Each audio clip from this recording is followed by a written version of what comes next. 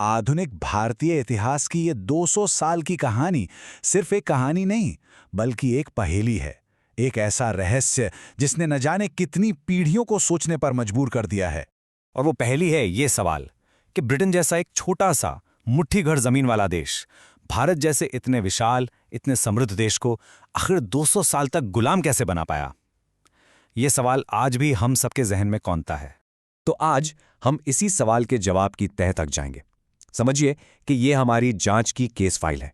सबसे पहले देखेंगे उस नामुमकिन सी लगने वाली जीत के पीछे का राज, फिर कैसे व्यापारी देखते देखते शासक बन बैठे।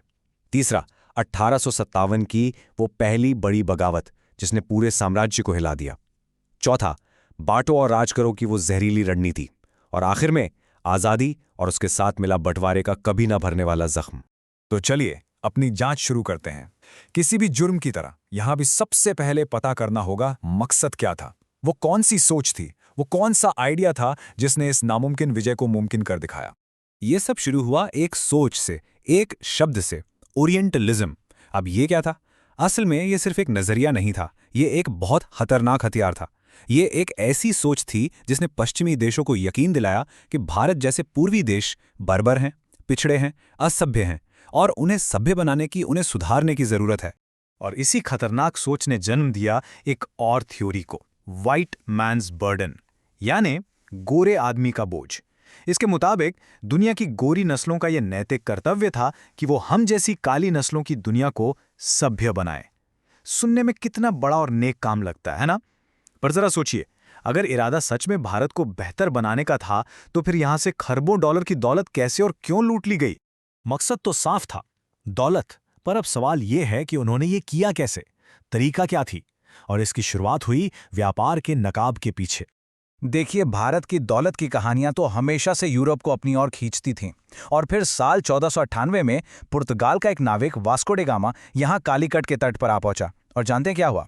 जब वो यहां से मसाले लेकर लौटा तो उसे 60 गुना मुनाफा हुआ। जी हां, 60 गुना।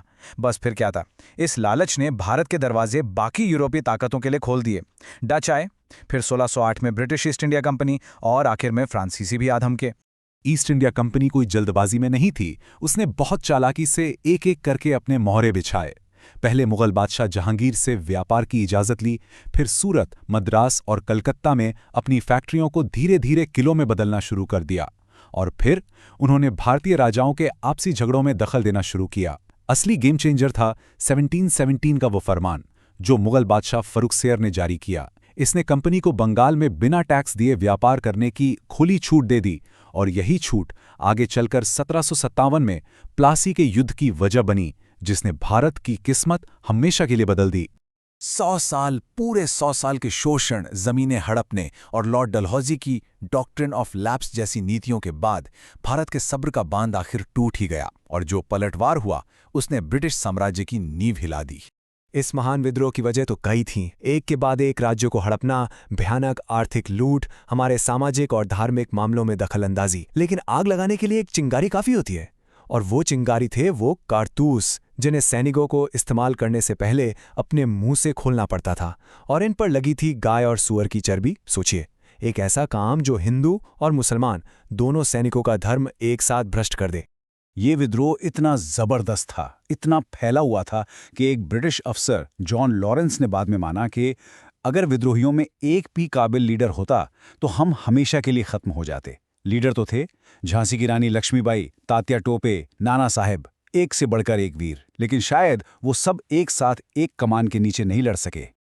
और इस विद्रोह का चेहरा बनाए गए आखिरी मुगल बादशाह बहादुर शाह जफर का अंजाम बहुत ही दर्दनाक था।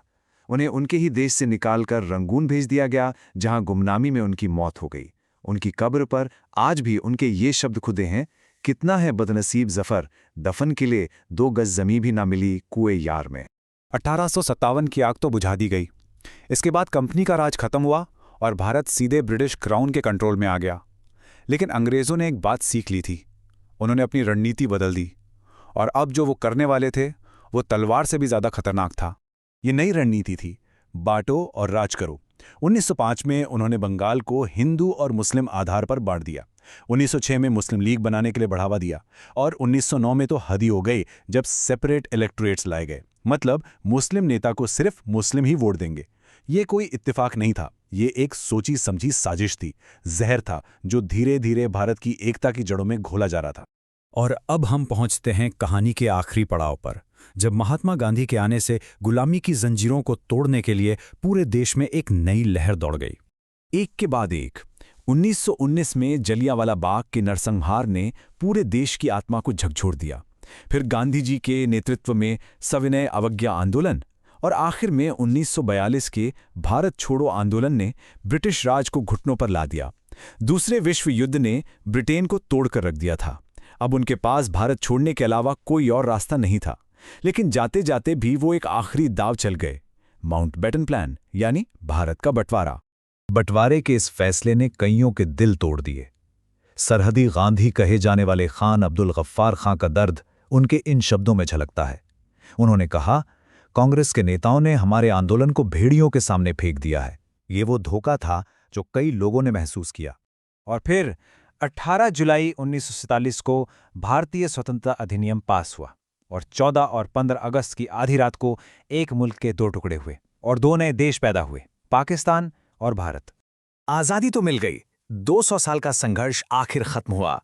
लेकिन हमें खुद से ये सवाल पूछना होगा कि इसकी कीमत क्या थी। बंटवारे की वो भयानक त्रासदी एक ऐसी विरासत छोड़ गई जिसका असर आज भी इस पूरे उपमहाद्वीप के वर्तमान पर दिखाई देता है।